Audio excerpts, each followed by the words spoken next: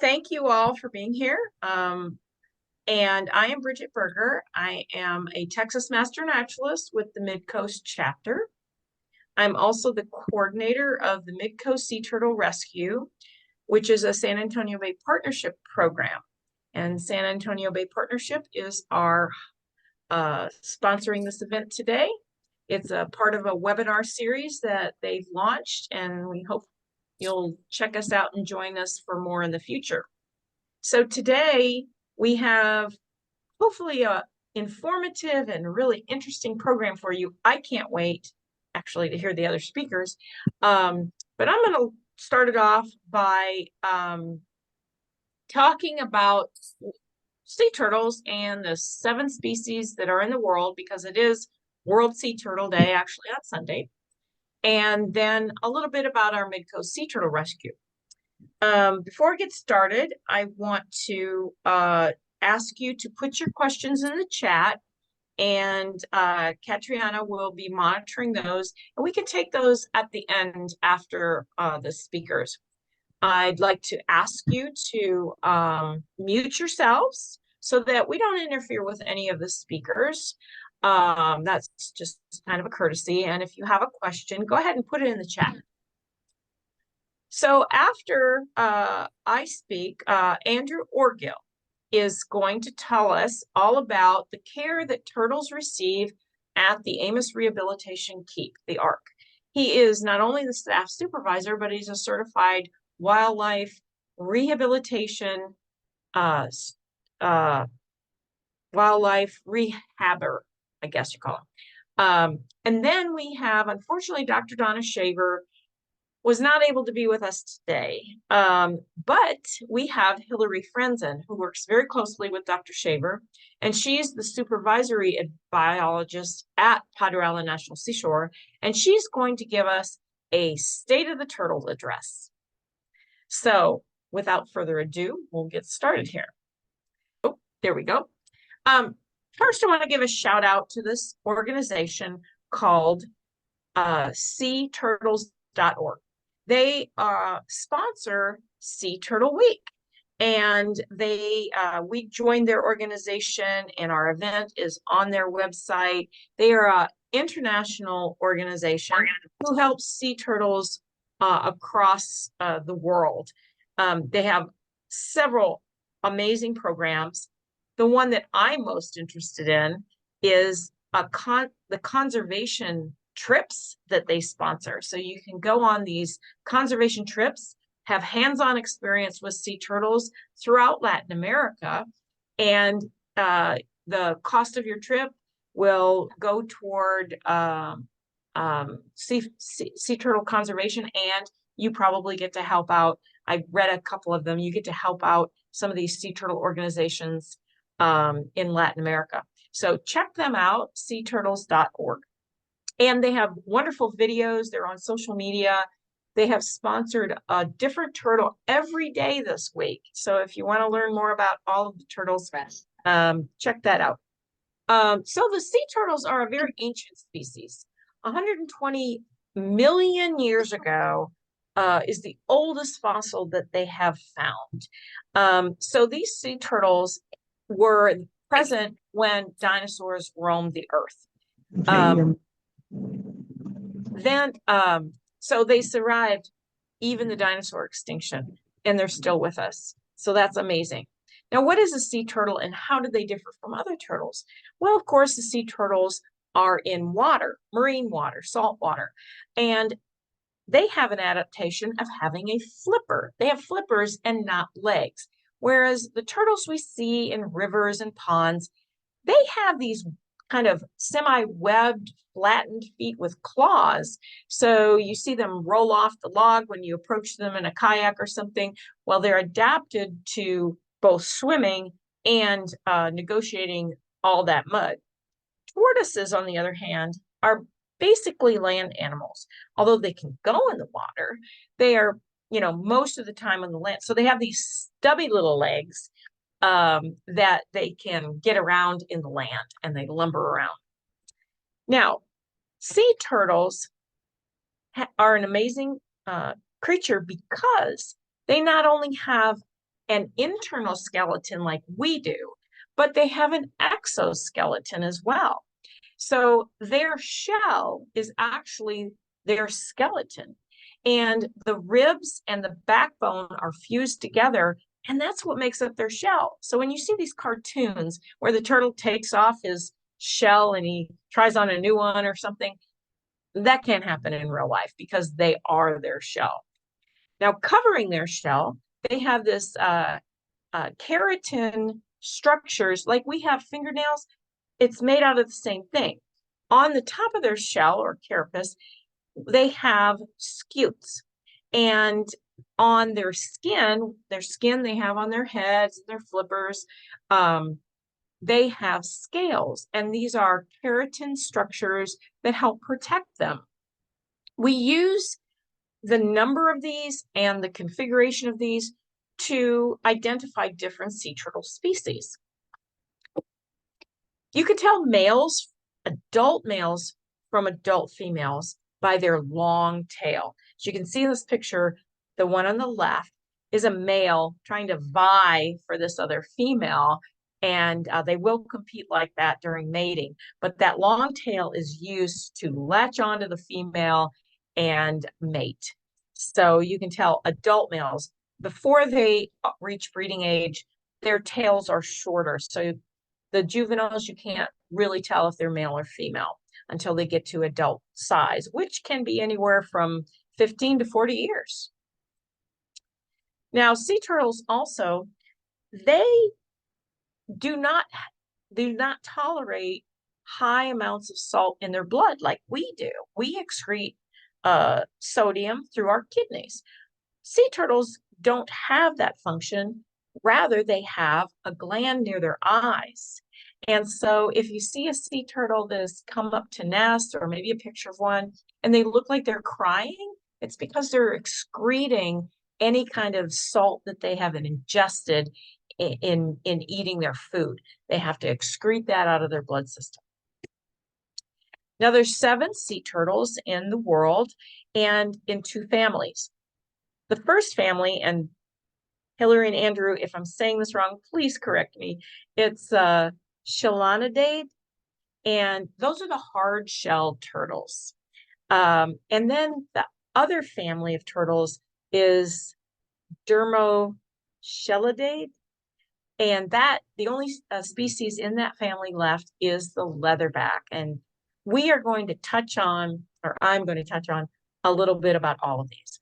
Now, these turtles are, I love it, says they're not from Texas, but we love them anyway. So the flatback, the olive ridley, and the leatherback. The leatherback is amazing. He can get up to 900 pounds and 9 feet long. Now, we do see them here occasionally. In fact, the Sea Turtle Stranding and Salvage Network has kept records for 10 years that it's available online to me. And there's been 18 strandings recorded. Unfortunately, only 2 of those were live turtles, but they do come in our waters. However, they are mostly oceanic. That soft leather covering that they have allows them to go even further north into colder waters and dive deeper than any other sea turtle because they can expand. They are softer. So they tolerate colder waters and deeper dives. And they also migrate. They're one of the animals that migrate the furthest of any animal on the planet. They go 10,000 miles every year. So they're big migratory animals, and they can go deep and they can go colder. They can tolerate temperatures less than 40 degrees. And my sea turtle volunteers know what that means. Just last May, I had a friend send me these pictures, and these were taken in Galveston. So there has been leatherback sightings here in Texas. So that's very exciting. I would love to see them. But they mostly nest in the tropical areas. They nest in Florida and in the Caribbean. Puerto Rico, the U.S. Virgin Islands. They eat jellyfish and squid, algae. So they're really not more near shore than other species. They're more oceanic. So now the flatback, it is strictly on the continental shelf of Australia, the northern shelf in particular. So they breed there and they forage there. They're really flat. They're kind of small turtles at 3 feet, and they weigh only about 200 pounds. An interesting factoid about them is that one of their predators is a saltwater crocodile. And since the saltwater crocodile also can prey on humans, there's very few photographs of flatbacks actually in the water because photographers don't get in the water where there's these crocs. So I thought that was kind of cool. Now, olive ridley are mostly Pacific coast. They are worldwide as well in the tropics, but they can be found anywhere from Southern California all the way through northern Chile. They nest on those beaches, and they can also be found the coast of West Africa and India. This is a Ridley species, so he's smaller. He's only 2 to 2.5 feet, 100 pounds. And a unique behavior that they have is that they nest in a thing called an arrabata, which is a mass nesting event. They gather offshore, and when conditions are right, they come on up and they nest on these shores. Unfortunately, this also makes them kind of sitting ducks for human exploitation. And historically, they've been harvested for food, their eggs, for bait, for their leather. Many countries have made that practice illegal, but it's little enforced. One beach in Costa Rica still allows them to harvest eggs and turtles with limits, kind of like we have redfish limits. And so the locals feel that's biologically sustainable, but worldwide biologists and conservationists feel it's still a threat to this endangered species. Now, our Texas turtles.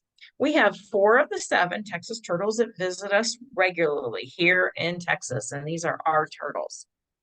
So first we have the hawksbill, and it's named for its beak-like, hawk-like beak, and it uses that to get into the cracks and crevices on coral reefs. So it eats soft sponges and soft invertebrates found in the coral reefs. And that's why we don't see them very often on our Texas beaches. They're mostly often where the coral reefs are. However, we do have a good, number of strandings recorded in the last 10 years. And Hilary shared with me yesterday that we have had 1 hawksbill nest on our Texas beaches. Now, the hawksbill has a beautiful shell, and unfortunately that renders it very susceptible to products, human products, mostly jewelry and ornamentation.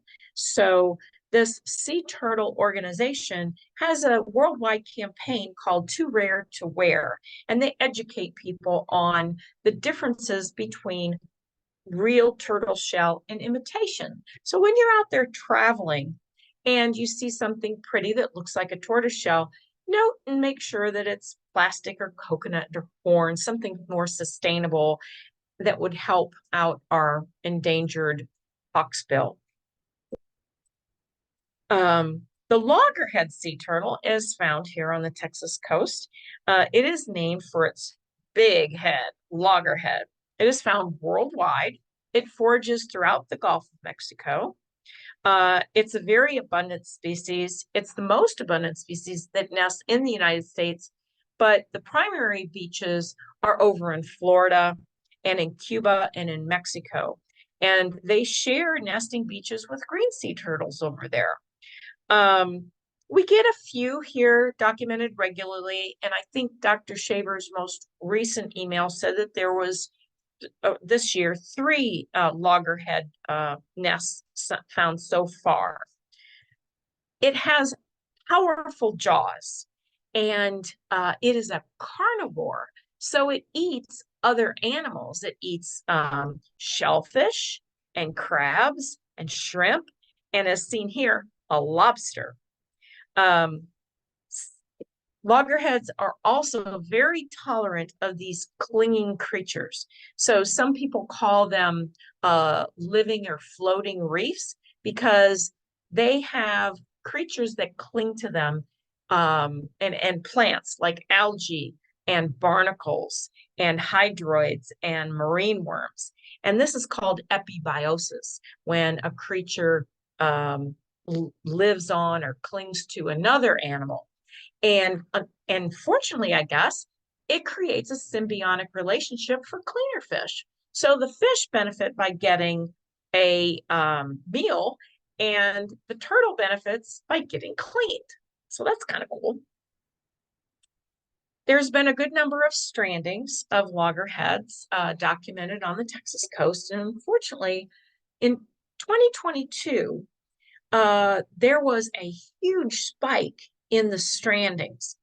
And the commonality of these turtles that were found is that they were emaciated and they were underweight. So I don't think biologists yet know what would cause that. Maybe Hilary can give us a little insight if she knows any more about that. But it looks like this year the number is fairly reasonable so far. But we had quite a few strandings back 2 years ago. Now, our Kemp's Ridley turtle is the smallest turtle of all the sea turtles. It is, and it's the most endangered.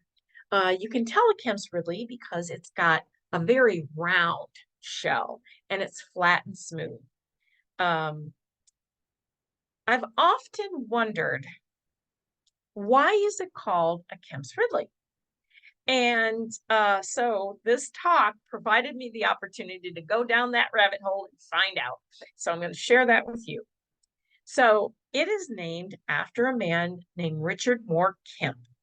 And back in 1880, a man named Samuel Garman, he was the curator at the Museum of Comparative Zoology in Harvard.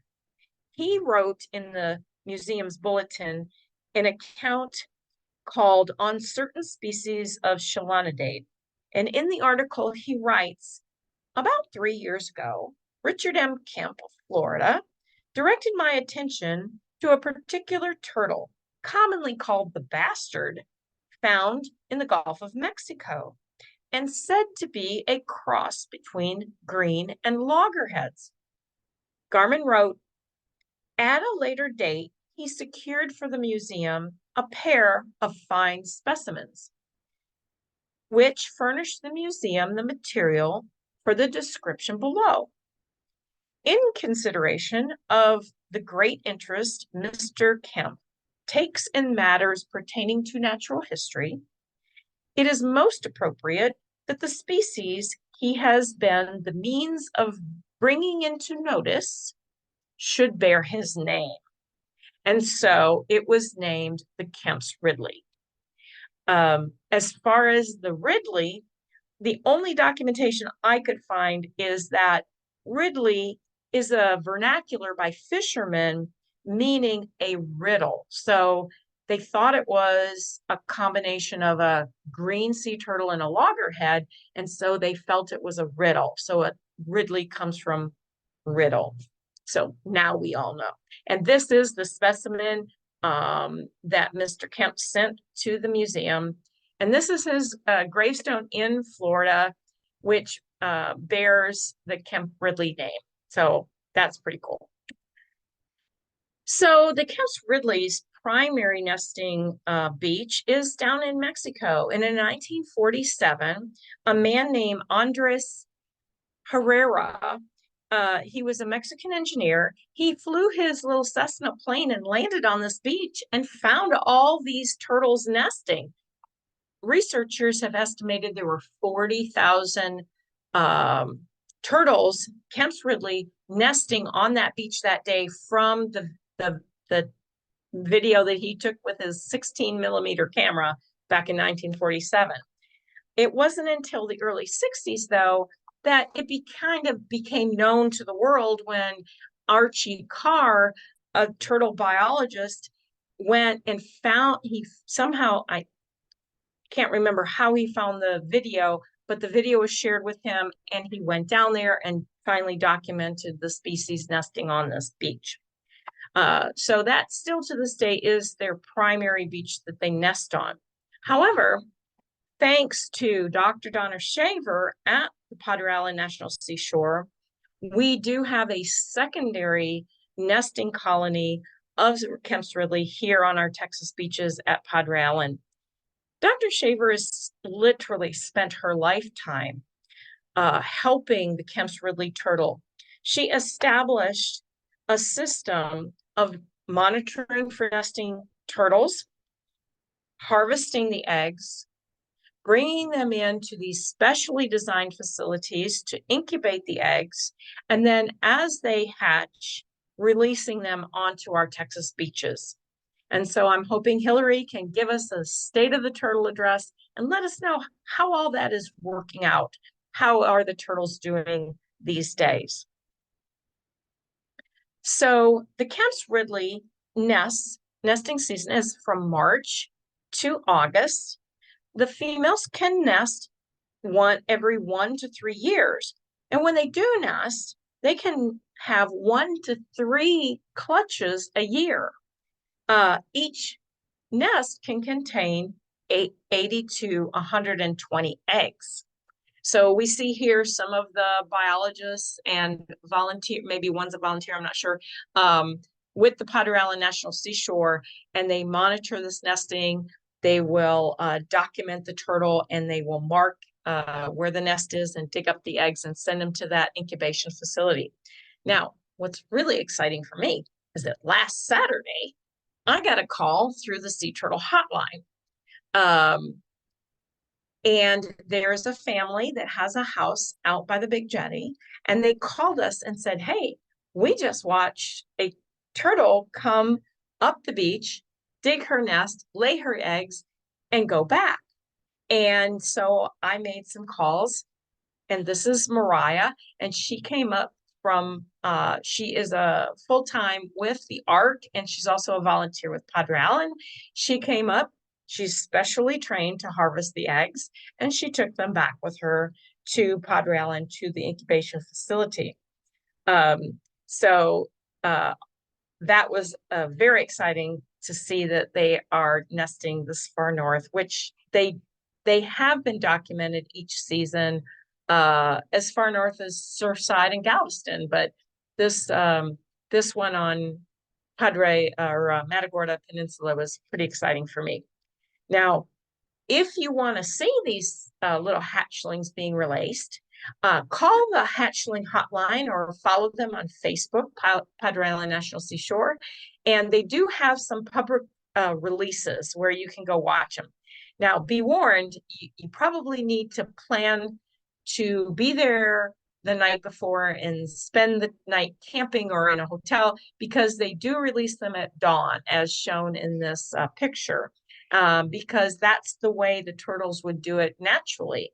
And so they're trying to simulate the natural behavior of those turtles and imprint on that sand as they go into the Gulf of Mexico. The last turtle we're going to talk about is our green sea turtles. And the green sea turtle is the most abundant and widespread turtle of all of the species. They nest in over 80 countries, and they are in the coastal waters of over 40 countries. They are the largest of the hardshell sea turtles. They get up to 4 feet long and 400 pounds. But if you can see in this picture, they have a rather small head, which is a characteristic that we can use to identify them. Another characteristic we can use is, you see those two scales in between their eyes? So they're the only species that have just two little scales, or long scales. The other ones have multiple. So that's another characteristic. Now, the greens were named not for the color of their shell, but for the color of the fat underneath their shell. And yes, they were used for food. Turtle soup, their meat was canned. Here in Texas and Louisiana, back in the 1800s, there was many canneries, and those turtles were harvested for their meat.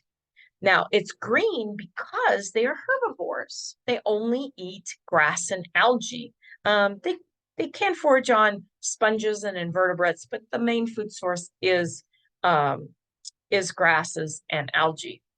By eating the seagrass, they play an important biological role in our environment. As you probably know, seagrass is a very important part of our environment. It not only sequesters carbon, but it acts as a nursery for many of our marine animals, including shrimp and crabs and our redfish. They hide, they forage, they find food in there.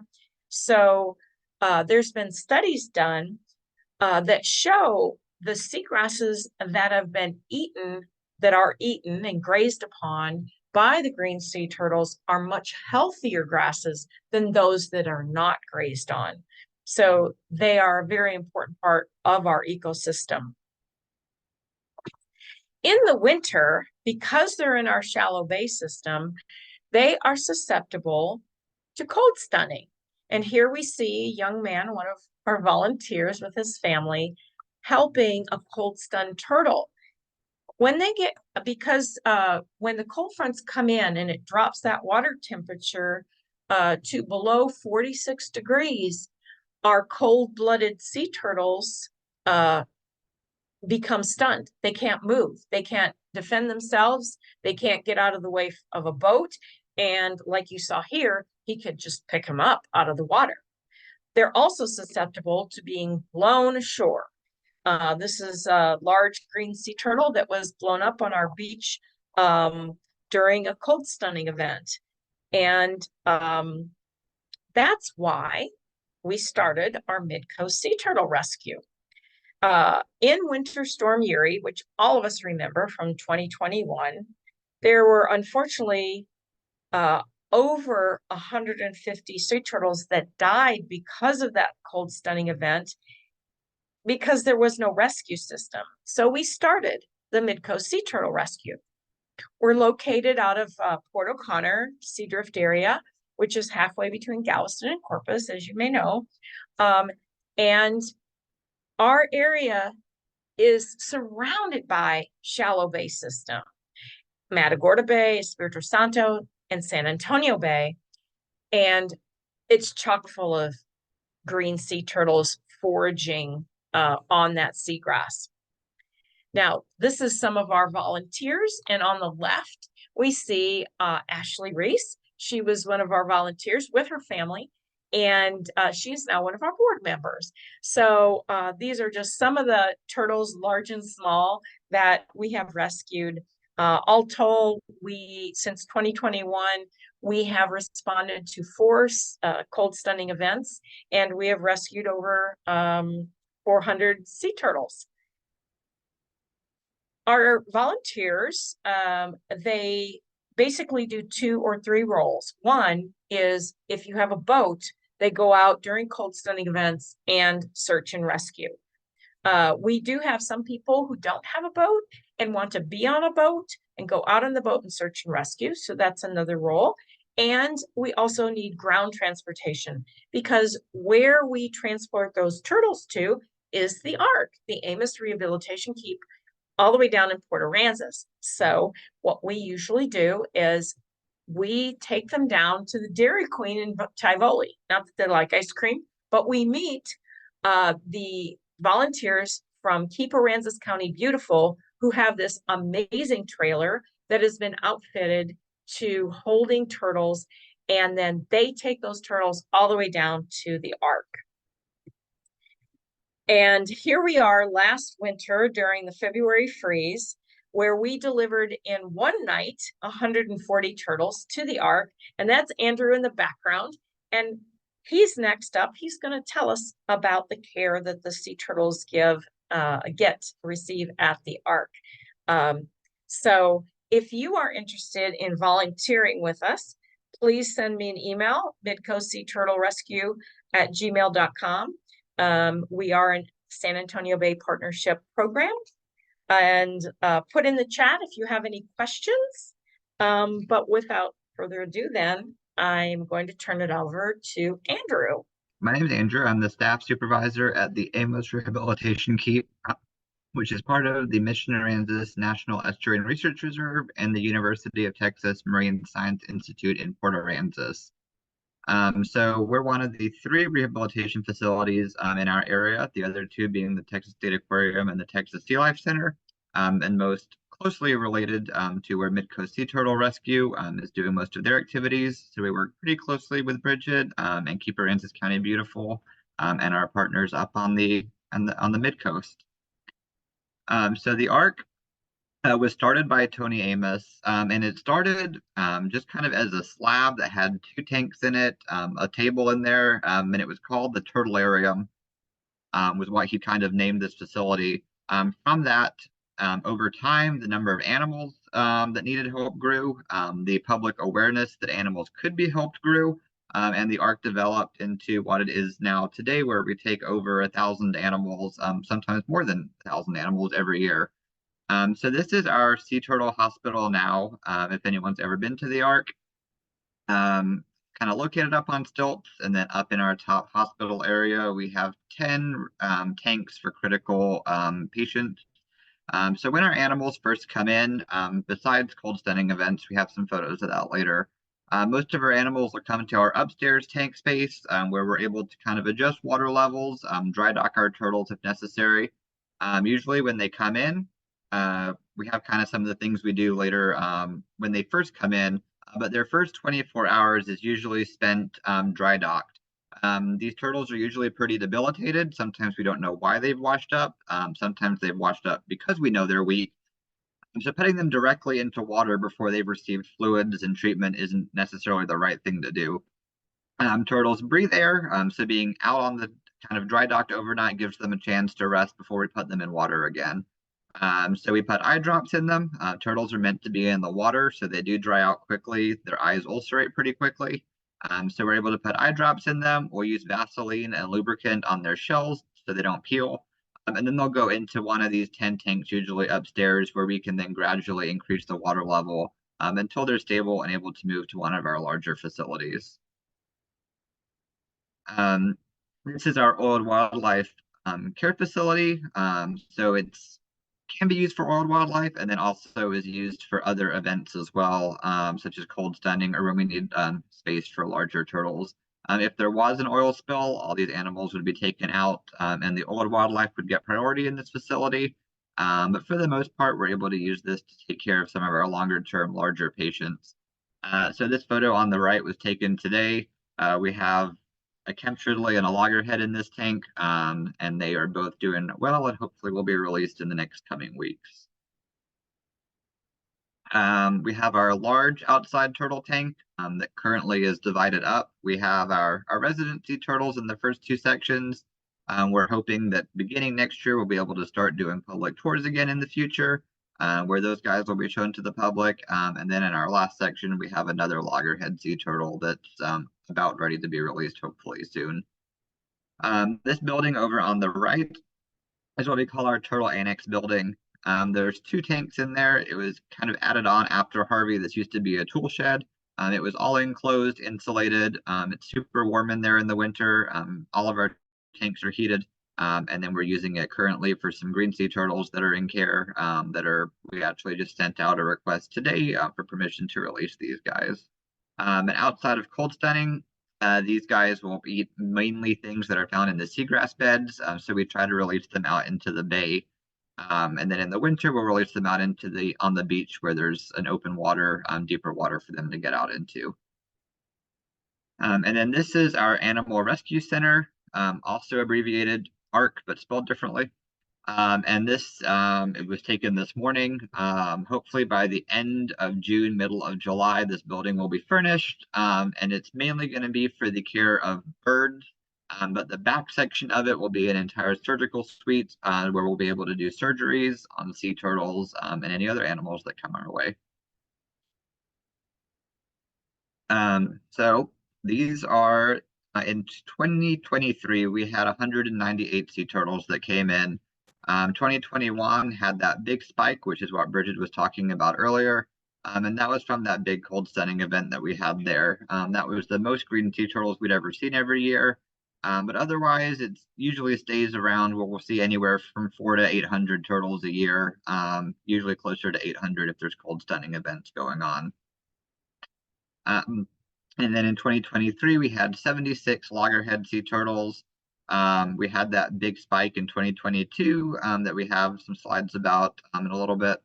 But that was from that giant loggerhead sea turtle straining event that was kind of an unknown cause. Last year it quietened down, but we definitely still had some turtles. This year we only have 2 loggerheads in care, so we didn't have one of those giant straining pulses of loggerhead turtles this year. So the common reasons for these to be admitted into rehab is incidental capture by recreational fishermen and entanglement in fishing gear, jetty rock entrapment. These guys are foraging up and down the jetties. They're eating, as juveniles, green sea turtles are omnivores. So they're eating the seagrass and the sea lettuce, as well as the other organisms that grow and live on the jetty rocks. So as they're up feeding on these rocks, big ship wakes and strong storm surges can push them over where they'll get trapped down between the rocks. Oftentimes we don't immediately find these, and so they're pretty dehydrated. They can have some pretty nasty wounds on their shells, both their carapace, which is their upper shell, and their plastron, which is their lower shell. And then without treatment, we often see infection set in where these are on some pretty long-term antibiotics for some of these deep wounds that they get from the jetty rocks. We'll get cold stunning events. We'll see different tidal events that come in. Some of the strong tides will push turtles up onto the beach. Oftentimes when there's sharks in the water, we'll see turtles kind of launching themselves up onto the beach to defend themselves from predators. They just kind of hang out for a while, and sometimes they'll walk back on their own, sometimes they don't. And then also when the sargassum washes up as well, we have a hawksbill sea turtle in care right now that came up with the sargassum. So we currently have 4 species of turtle in care, which is pretty unique. And the hawksbill was the most recent one that came in. We'll see debilitation and illness for various and sometimes unknown reasons.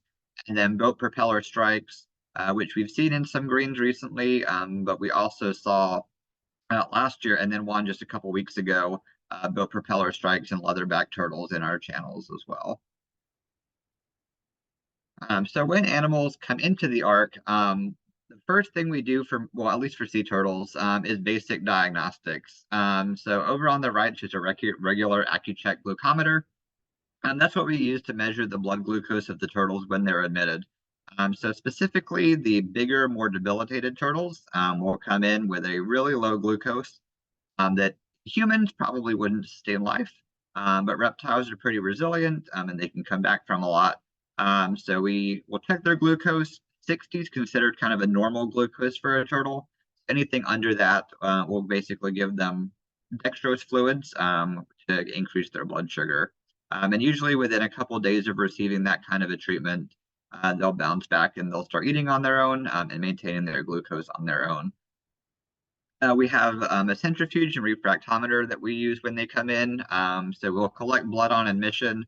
We'll spin it down and we'll often see that the bigger turtles, specifically the loggerheads, are pretty anemic.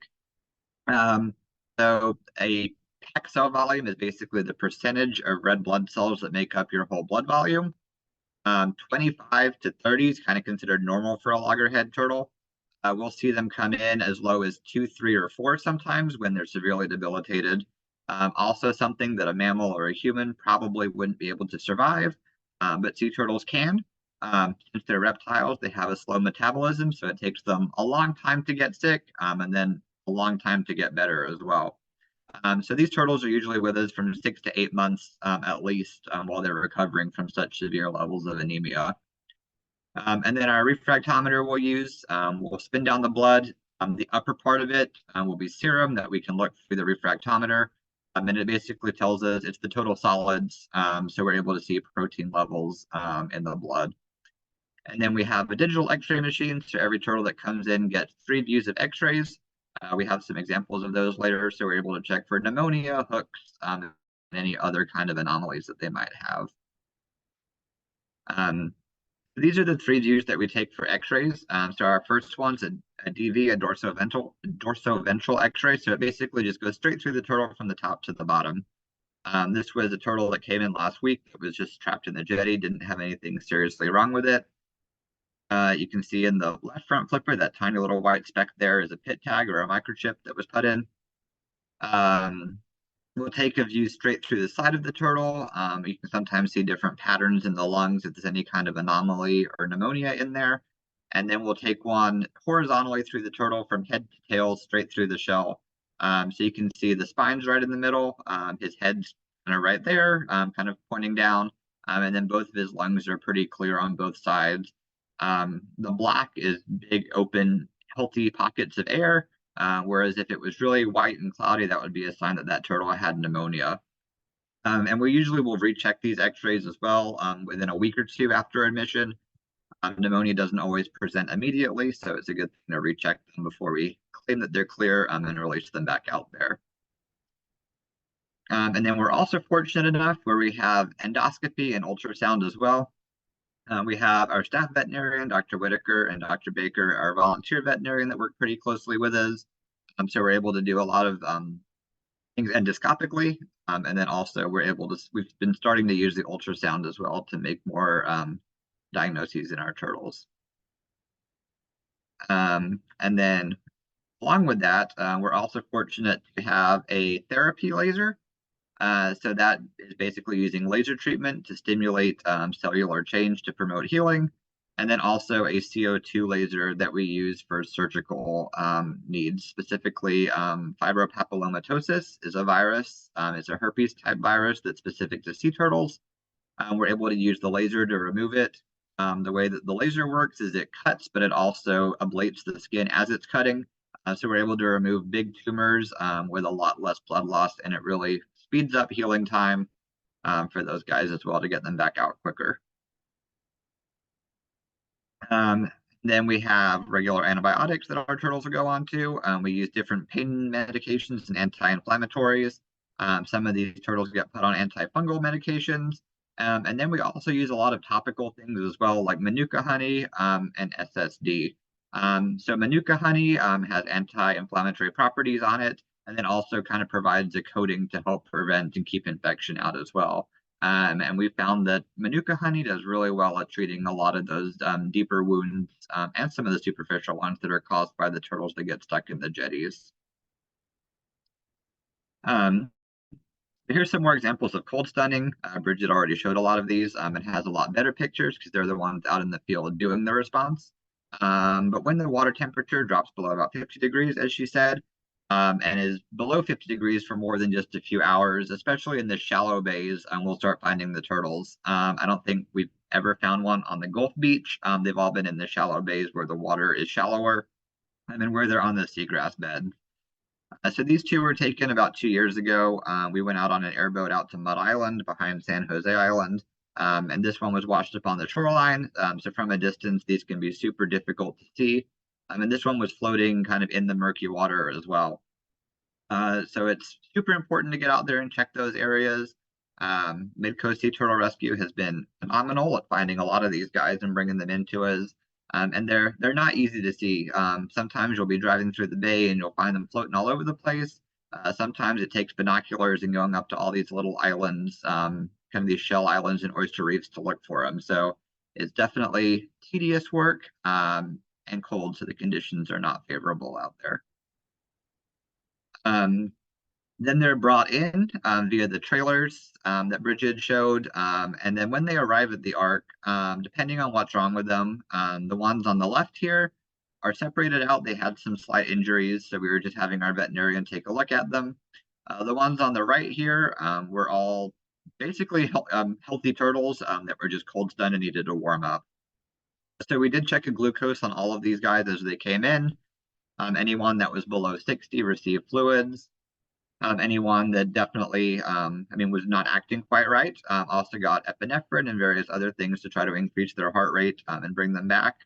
For the most part, did pretty well. We try to separate them by size so that when they do start coming back to life and moving around and becoming more active, the big ones don't crush the little guys. But they all have an ID marker on them, so we know who everyone is. And I think by this they had all been tagged as well.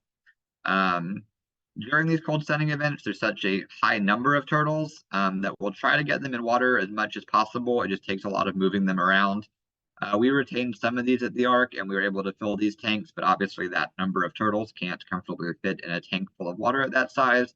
So a lot of our turtles were transferred to the Texas State Aquarium, where they had bigger facilities to swim test them and make sure they were all healthy before release. This is inside our old wildlife building. So we had the doors closed, we had a heater running in there. They were able to just kind of gradually warm up. Ideally, these turtles want to be warmed up a few degrees every couple hours. We don't want to just put them straight in front of a heater and kind of shock them going the other way. And then they're put in water that's an appropriate temperature where it's warm enough for them to be able to swim and dive, but not too warm where when they're released back out into the Gulf at 60 degrees in the winter, where they'll be cold when they're released back out there. And then after all of that, they are released back out onto the beach. They can swim offshore into the warmer waters and hopefully won't be trapped in the bays again if there's any other further events coming on later in the year. So we had a trailer that we took all the turtles out to the beach in, released them in a big public release, and then some of them needed a few more days or a few more weeks with us, and then were gradually released later, especially the ones that came in later towards the end of the event. So the cold stunning is a lot of work in a fairly short period of time, and then it kind of quietens down again. So it's only a few weeks out of the year most of the time, but definitely a lot of hard work by a lot of people. So here is an adult male green sea turtle. It has that long tail on it. So this one's Jack. We had Jack and Rose. They were green sea turtles that came from Padre Island National Seashore. In May of last year, late May of last year, they were entangled together, mostly around their front flippers. They were released back onto North Padre Island, Jack after 91 days and Rose after 39 days. So the flipper you can kind of see in this picture is super swollen. There's kind of some skin peeling off of it there. So this turtle received, I think, all the options described on the previous page. There was laser treatment, manuka honey, all kinds of other therapies and antibiotics that this turtle went through. And both of these turtles did end up keeping most of all of their flippers. They didn't have any circulation issues where they ended up requiring an amputation, which was a great thing for them. They definitely had some trauma down to the end of their flippers, but for the most part, retained everything and did really well up to a point where they were able to be released. And these were big turtles that weighed probably about 200 pounds. With entanglement also goes ingestion of fishing hooks and incidental capture as well. So this is a circle hook that is in the esophagus of a chemtrail sea turtle that actually came in on Monday, so just a couple days ago. There was fishermen on the pier. It had swallowed the bait and the hook had become lodged in the esophagus. We haven't really had a lot pier-related hookings recently until about the last month. We've had a couple of them all of a sudden all come up together. So there are drop nets on all of our piers now through the Responsible Pier Initiative to help pull these turtles up safely. Obviously, it's not ideal to pull a turtle up all the way up onto the pier, especially a 50-pound turtle like this one. Just by the line, so we have the drop net to be able to easily get them up there, and where we're able to then bring them into rehab and surgically remove the hook and then get them back out there. Otherwise, this turtle was super healthy. He just had a hook stuck in him. And then we'll see entanglement year-round as well. This was a turtle that was found over at Bay Tree Condos in Port Aransas last year. There's actually a kid out there with its family. He found a rope that was stuck to this staircase going down into the water. was going to go and pull up the trash so that nothing got stuck in it. And in doing so, pulled up the rope, and on the end of the rope was a line with a sea turtle stuck to it, with a super entangled flipper that was losing circulation. So this guy spent 77 days with us, going through all kinds of laser therapies and massages on that flipper, and he also ended up keeping his flipper. So he was another success story from an entanglement case. And then this is one named Bob, who just recently got released about a month ago. It was found in January with all of this lying around him over on the jetty. So inevitably, fishermen and people are sharing the same space with the turtle out on the jetty. It's not an easy place to fish. There's a lot of rocks and things for lines to become snagged on. So unfortunately, it is pretty common for us to see several turtles a month that have come up on the jetty. And thankfully, Bob was lucky enough. He was found in time, and we were able to get the line off of him and help him out. And then we see some jetty entrapments as well that come through. So this was one that on Thanksgiving of last year got thrown up onto the rocks right in front of Channel View condos. Some of the jetty entrapments are definitely a lot harder to retrieve. They get stuck way down the really narrow cracks between the big granite boulders. But they'll show up upside down. His radiographs showed some mild pneumonia, and he was released after about a month with us. So he was a pretty short stay as far as most of our turtles go. And then this is where we kind of get into our loggerhead debilitation turtles. So this is Waikiki. He was admitted on May 31st last year at mile marker 68 on Mustang Island, and he spent 131 days with us. So he was pretty sick when he came in, was pretty anemic. And it is normal for loggerhead turtles to have some growth on their shell, as Brigid was talking about earlier. But there's also a level where it becomes an anomalous growth, where there's way too much on there and more than they should have, which is a sign that the turtles have been sick and slower for a prolonged period of time. So this turtle is covered in these acorn barnacles or turtle barnacles. He had green algae, red algae, skeleton shrimp. He had some gastropods and bryozoans on him. And then he also had all these little crabs and other things living all across his carapace. So that's a sign when they're covered to that extent, and they'll get little barnacles embedded in their skin as well, and that these are some pretty sick turtles that require help.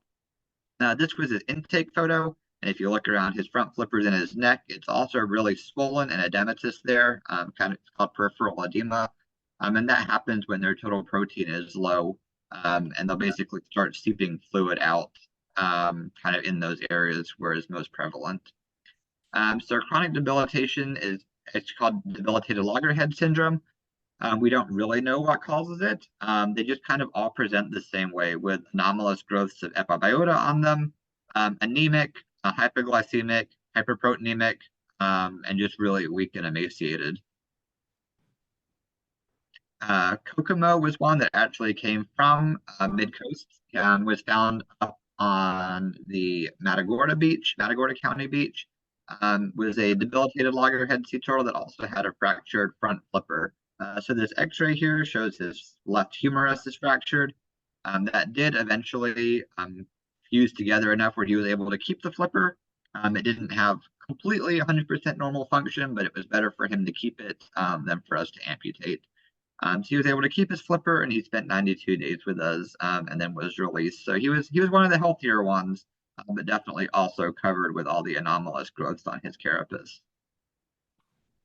And then when they become debilitated, they're obviously weaker. They're trying to find an easier food source than what they are naturally able to hunt and catch on their own.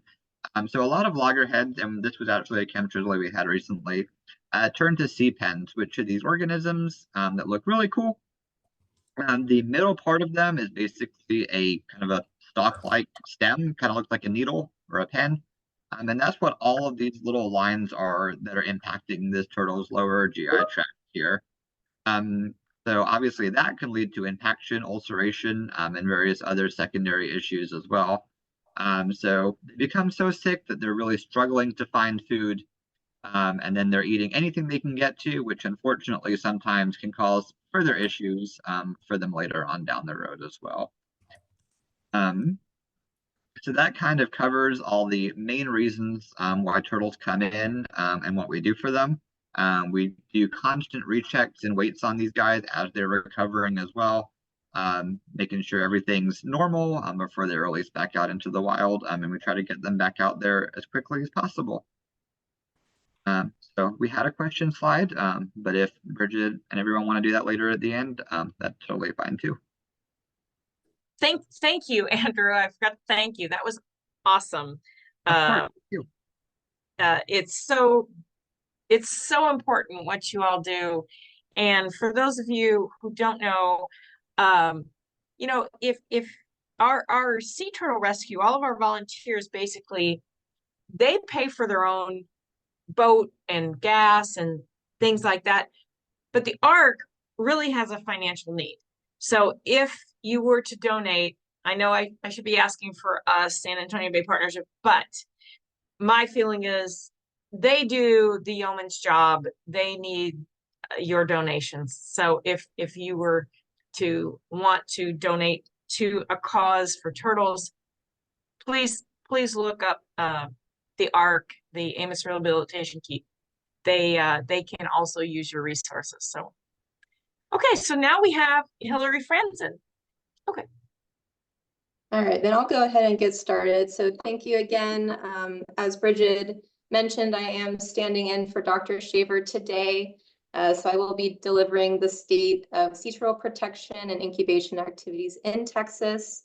I will share Dr. Shaver's contact information at the end of the presentation. So if you have any questions related to the data shared in this presentation, please feel free to contact her. So a little bit of overlap with Brigid's presentation. There are 5 sea turtle species that nest here along the Texas Gulf of Mexico coast. And I have them listed in order here of frequency. So the Kemp's-Ridley sea turtle, that is the Texas state sea turtle. It is our most predominant nester. It is the one we champion the most because it is so critically endangered as a population. We have the green sea turtle, who is our second most frequent nester here in Texas. We have the loggerhead. Population numbers are few, but they are stable from year to year. And then we have the leatherback and the hawksbill, which are unique nesters. We don't see them very frequently, but we're always excited to find a nest when we do. So a little bit of history about our sea turtle patrol program along the coast. We are patrolled by 5 different projects in Texas. They divide up the entire Texas coastline to search for nesting sea turtles in the summer. These nesting patrols began at Padre Island National Seashore in 1986, and they have expanded ever since as the word spread in the state and funding came in and more resources were available to go out and patrol for these turtles. The patrols are conducted by various vehicles and walking patrols, so there's something for everyone if you are interested in helping with our patrol program during the summer. And Padre Island provides training and leadership to these 5 programs. So we work very closely as the Texas State Coordinator to help these patrol programs go out in the summer and look for those sea turtles. So I am seeing a comment that they're not seeing the slides. Can you confirm if you can see? Okay, thank you. Right, so there's the map of the different patrol areas in Texas. So they are highlighted according to region.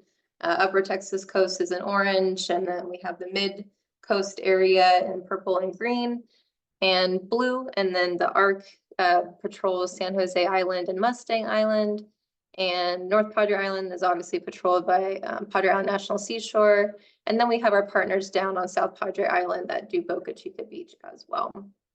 So as the Texas coordinator here at Padre Island National Seashore, Donna is responsible for providing that training to our partners. We, as her employees, assist with that at the beginning of the spring in February. And then we work closely with our interpretation program to do public education efforts in Texas as well. So why are we out there patrolling every summer? Right? Why can't we just let the sea turtles do what they want to do? Well, unfortunately, there are threats to the nesting sea turtles, the eggs and the hatchlings that are on the coast here. And these include both human-related and environmental-related threats. So unfortunately, we do have Oil spills, we're dealing with some tar washing up onto the beach down here in South Texas currently. We have predation, so ants, coyotes, birds, all of those will go after both adult and hatchling sea turtles if we aren't there to intervene. Even plants, the roots will spread into the sea turtle's nest and interrupt the nesting and incubation process there. And then sargassum or seaweed has been washing up onto our coast. In 2014, it was particularly bad. It impacted the ability of sea turtles to crawl onto the beach, and then as well as the hatchlings to leave the beach and go back into the water. So if it's particularly thick, it makes looking for those sea turtles very difficult, as well as the ability of the sea turtles to access our Texas coast. As far as humans, we've heard this before, but the lighting can be an issue, marine debris and trash, development, which I'll go into in just a little bit. And then people out there on the beach, we're enjoying the beach, we're recreating on the coastline, but unfortunately beach driving and campfires and beach structures all have the potential to impact nesting sea turtles both during the day and at night. So the photos you see on the screen, the top left is that seaweed washing onto the beach, the orange and brown weed line, as we call it. Just to the right of that, you see the sea turtle going back into the water, and there's a big heavy machinery front end loader driving down the beach. So it is required in Texas that there be a spotter that drives in front of heavy machinery to look for these sea turtles because they are so small and they blend into the sand. The bottom two photos are of predation. So the sandy photo, those little white things, those are sea turtle shells. So this was a nest that was not located before a predator got to it, and coyotes particularly will dig up the sea turtle nests and consume the eggs, and these are eggshells that were left behind. And then the bottom right corner is of that hatchling sea turtle that was overtaken by ants as it went back down onto the beach. So speaking more about developed beaches, so while we aren't as developed as Florida or other areas on the East Coast, Texas is definitely beginning to be more developed. These developed beaches are generally more accessible, manipulated, and heavily visited by the public, which makes sense, right? The more people are in the area, the more likely they're going to go out onto the beach. So unfortunately, these areas are reinforced with seawalls. They're often renourished and graded and raked to remove that marine debris, the beach trash, and that helps improve the visitor experience out there on the beach. But in contrast, this takes away habitat from the nesting sea turtles and restricts where they can come and lay their eggs during the summer. Now, the Department of the Interior, which I have an abbreviation for up here, DOI, over the last 60 years, they've worked to preserve several different island properties along the Texas coast. So I've overlaid here the map of the patrol programs as well as the parcels of land that have been taken over by the Department of the Interior to be protected. So you'll see I've listed several of the national wildlife refuges here on the screen, and those are what's highlighted in blue along the coast. So almost every aspect of our patrol area has some sort of a wildlife refuge or national seashore or some sort of protected zone within it.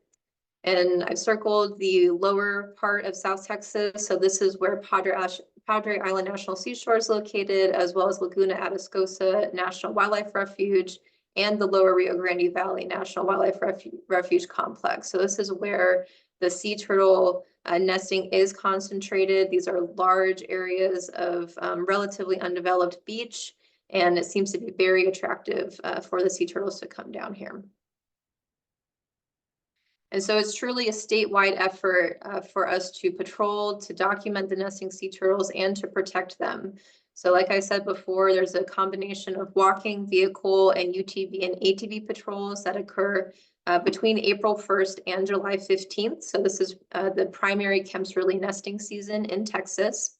And these are daytime patrols, so very convenient for those of us that are working the 9 to 5 clock, right? So they come up during the day, but unfortunately that puts them into direct contact with our visitors out there on the beach that are recreating. And then after the Kempsville nesting season that ends in July, we do vehicle patrols once a day on North Padre Island to look for the loggerhead and the green turtles that are nesting here. So these patrols will run all the way through September or October, depending on what the turtles are doing. We do not stop patrolling until we stop witnessing green turtle nests on our beach. So the photos I have here are a variety of our partners. We have the Texas A&M Galveston, the Gulf Center for Sea Turtle Research. They have their own UTVs down there in the bottom left corner. The middle photo is Sea Turtle Inc. They have historically used ATVs for their sea turtle patrols, but they are migrating to UTVs.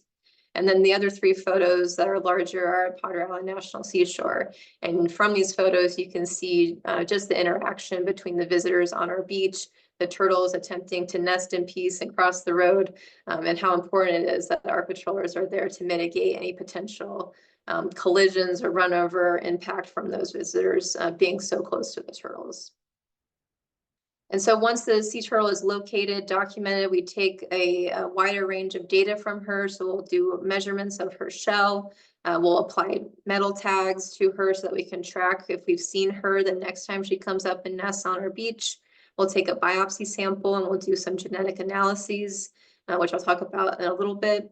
But then we really want to locate those eggs. So as Brigid showed photos of from her Matagorda Peninsula nest earlier this summer, our partners will dig the eggs up and place them very carefully into these styrofoam boxes. And we're trying to mimic the natural nest inside of the styrofoam box. So we make it as similar to the natural environment as possible, even though our techniques are very manipulative. So we'll pack the eggs into the boxes, they'll sit in the carriers, and then we have volunteers that start the chain of driving them all the way down here to Padre Island National Seashore for their protective incubation. Once they arrive, we offload them, we label the boxes with the egg count and the clutch number, and then they go into the incubation facility. And this is what that building looks like. So it is the smaller building in the back of our turtle lab, so this one right here. And this facility was actually funded by the Secretary of the Interior in 2002 as one of the top 12 projects to restore America's parks. So it was a high priority addition to the research that we do here at Padre Island National Seashore. And our nest protection is based on years of research and experience and collaboration working with Mexico. So as you heard earlier, the Kemp's Ridley predominantly nests in Mexico, and we really only get 1% of the nesting population here in Texas. But it's important what we do with that 1%. So we integrate the results from our incubation temperatures over the years, the sex ratios from year to year, and the overall hatching success to always find ways to improve what we're doing, to fine tune our protocols and maximize the number of hatchlings we're putting back out into the water.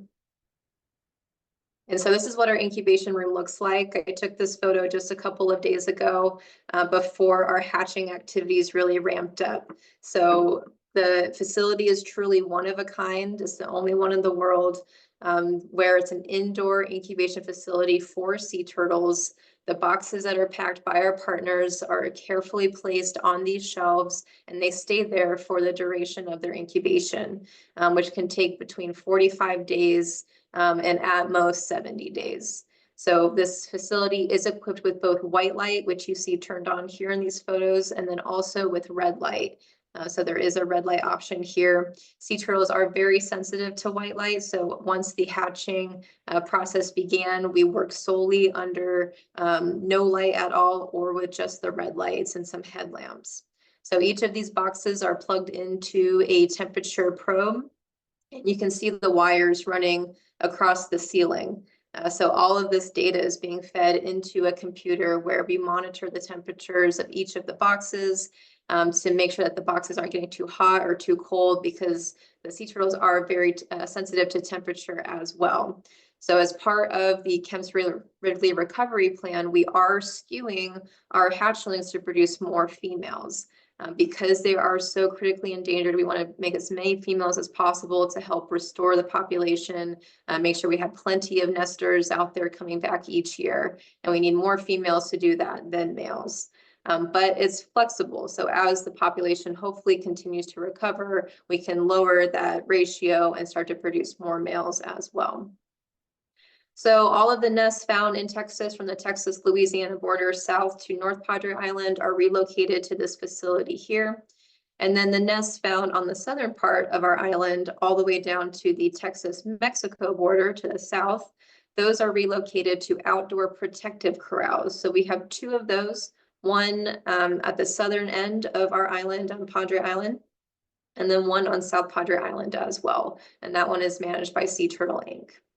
So you'll see the setup is a little bit different here. So instead of keeping the turtles in boxes or in boxes, we relocate them and rebury them back into the sand. We mark them off with the circular enclosures you see here, and those are called corralitos. And then we have staff working 24/7 for both the incubation room and the corrals to monitor for hatchling emergence and to collect them as soon as they start to come out.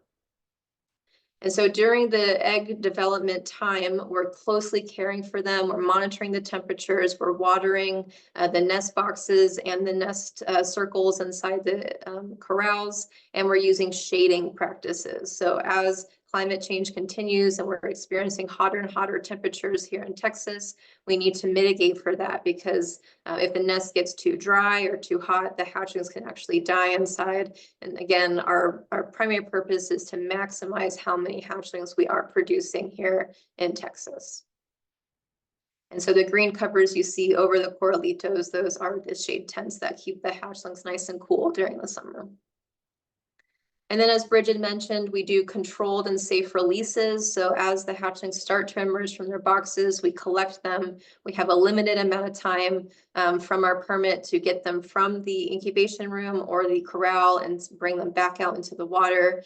So someone asked earlier if the hatchlings brought down from the northern part of Texas would be returned to that area. And that is why they will be released on South Padre Island and on North Padre Island, because we really only have under 2 hours to get those hatchlings counted, assessed, and then back out into the water for maximum survival. So if you are interested in attending our hatchling releases, I have the hatchling hotline number up here, which Brigid shared earlier.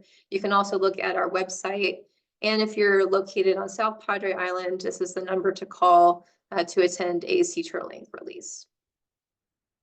So I would like to quickly share some of the results from this year. They're very preliminary, but they are exciting for our Texas coast.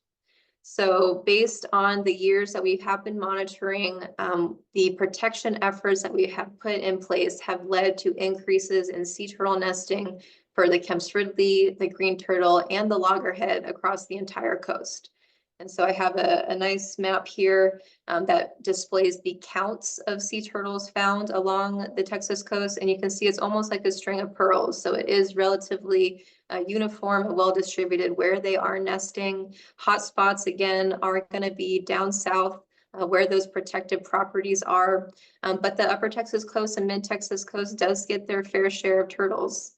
And I have included the citations here for our publications underneath the turtle photos of the green turtle and the Kemp's Ridley. We do our best to publish our results as quickly as possible and to get that out to the general public. And then in histogram format, this is also to show the increase in nesting over the years. So TEDs, TEDs, these are turtle excluder devices, and these are attachments that went out on shrimp vessels in the Gulf of Mexico to help reduce the amount of sea turtle bycatch that was happening in the early 80s and 90s. So once those were starting to be implemented and mandatory in combination with the closure of shrimping off of the Texas coast and the South Texas region for a certain time, this really limited the amount of adult sea turtles that were being caught in the shrimping nests and being killed. So once those in-water protections really started taking off, and then our protections of the sea turtle nesting areas and the females themselves started increasing in the early 2000s, you start to see that pickup of sea turtle nesting. So Kemp's Ridley is in red, green turtles are in green, loggerheads are in yellow. And it is really exciting. If you can see the 2024 bar for this year, we have had a large amount of sea turtle nesting and Kemp's Ridley nesting for the year. So we are very excited about that. And then the graph to the right, this shows the breakdown by area. So again, the hotspots are in South Texas, but the rest of the Texas coast does get their fair share of nesting as well. For the Kemp's Ridley, since 1979, approximately 94% of all Kemp's Ridley nests in the US have been in Texas, which is incredible. The state is the epicenter for nesting for the species. And then 52% of those nests have been at Padre Island. So the 45-year-long effort to form the secondary nesting colony at Padre Island for that safeguard against extinction of the species is becoming established. Our numbers in Texas very closely mirrored the numbers in Mexico for a long time. However, they have started to diverge. And this is likely because in 2004, Mexico started to leave some of their nests unprotected, while as here in Texas, we protect every single nest that we find. And so you can see that as the numbers have continued over the years, there started to be a divergence between both the Mexico and the Texas numbers due to that hatchling output. And I mentioned earlier that we do take DNA samples from our nesting females. So we have some exciting news that we are starting to see second generation nesters from the turtles that are coming to nest in Texas. So females that we released as hatchlings 15 years ago, they have in turn come back and laid their nests here. And now their daughters are starting to return and nest on our beaches. So we're starting to see that family tree become established in Texas, which is really exciting. And that is the true barometer that our program is working, right? So we have the females coming back year after year, their daughters are coming back year after year, and soon hopefully we will start to have some grandchildren as well. For the green turtles, as we've touched on already today, systematic harvest and freezes during cold stunning have previously decimated the green turtle population in Texas. The first documented nest wasn't until 1987, even though nesting was likely abundant before then, before they were being harvested for food by people and being killed off by the freezes. Today, all of the green turtle nests in Texas have been in South Texas, and green turtle nesting is low compared to other Gulf of Mexico states. So we aren't quite sure yet if the increases we're seeing in the green turtle population, which you can see in the graph here, are a result of a rebuild of the once previous nesting population, or if instead these females are spreading north from Mexico and are deciding to nest in Texas for the first time. So that is to be continued, right? But take a look at the 2023 graph. So it is a clear spike in nesting numbers. Green turtles nest every other year. So we are anticipating this year, 2024, to be a lower year, but we did have a record year last year, and we're really excited about that. We had over 50 nests for green turtles in Texas, and so we can only hope that those numbers will continue to grow in the coming years. For loggerhead nesting, the first nest was documented on South Padre Island in 1979. Loggerheads are not picky. They've nested up and down the entire Texas coast, from the upper Texas coast all the way down to the South Padre Island, Boca Chica area. Loggerhead nesting is low in Texas compared to other areas, and very few are seen migrating over to our area as adults or documented stranding here relatively. So we do believe that the loggerheads that are nesting here may be part of the Florida genetic stock and aren't true like Texas nesters. But as they start to lay more and more eggs here, we will soon have our own population ourselves of the loggerheads. And then the leatherback and hawksbills, as Brigid mentioned earlier, we've had very few nests here. Leatherbacks were likely historic nesters in Texas in the 1920s and 30s. There are records of them nesting here before Padre Island became a national seashore, so before it was protected land. And then we had another 2 recent records in 2008 and 2021 on North Padre and South Padre Islands. For the hawksbills, the only confirmed nest has been on Padre Island in 1998. So every year we cross our fingers hoping that we'll get another nester of this species. So returning to our DOI properties, we believe that these remote areas offer more protections to sea turtles than the other more developed areas along the Texas coast. Thanks to the Kempsford Restoration Enhancement Program, nesting has increased in Texas, and that secondary nesting colony is becoming established. 2017 was and still is our record number of nests. We had 353 for the state for the Kempsford turtle. And currently we are at 333. So we really only need 21 more to break this record. We still have a month of Kempsford nesting to go. So we're hopeful that this record will be broken, but to be determined. Green turtle nesting, as we've seen, has significantly increased in Texas and is concentrated on these protected properties. And these areas are likely more attractive to sea turtles for nesting and will likely remain very critical to the species recovery in our state for the future. The photo in the bottom left corner, this is the Kempsford. So this is what we call a Texas aribata. So not quite the numbers that you saw earlier with the olive ridley turtle, but the Kempsford are starting to group up on the Texas coast when they come in to nest during the summer. So we're always excited when we see 2 or 3 turtles nesting either right next to each other or within a half mile of each other, because that is also another metric to show that the population is becoming established here and really building up that aribata behavior. The middle photo is of a green turtle body pit. They leave big craters in the beach that are really hard to miss. And then that bottom right photo, that is of the leatherback nest down on South Padre Island. And those tracks are so wide, you would think they are a tire track, and you can see the ATV in the photo for scale. So I'll end with a note just for continued public education and outreach.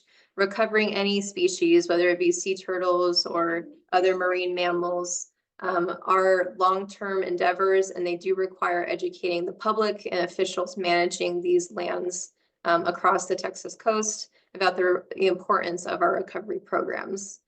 Stewardship of sea turtles does depend on humans and sea turtles sharing Texas beaches and waters. We both are here. We both want to access the coast, so we have to make sure we figure out how we can peacefully coexist together. And though the last year has been promising for both green turtle nesting and this year for Kempsford nesting, the populations haven't fully recovered as a whole. They are still listed as threatened and critically endangered, and so our recovery programs across the entire coast must continue without any restrictions. So with that, I'd like to thank our many, many Texas partners and friends across the state, as well as in other USA, Gulf of Mexico states and down in Mexico. The work that we do every summer is largely because of all of y'all and all of our partners that we have throughout the state. So again, thank you very much for letting me speak today. If you have any questions about the data, here is her contact information. Dr. Donna Shaver is the Texas State Nesting and Stranding Coordinator, and she'll be happy to answer any more in-depth questions about what I've shared today. And thank you. Well, thank you, Hilary. That was fascinating, and I'm sorry we've run over. I'm sorry that we ended late, or started late. But I want to thank everybody for attending. Okay. I want to share just a couple of things. One of which is if you want further information about sea turtles, I have the book by Witherington is a wonderful resource, and they are coming out with a new edition in July, which you can pre-order on Amazon. And also, very exciting, I think Hilary attended this event this week. There are if you could see my screen now, the U.S. Postal Service has come out with sea turtle stamps.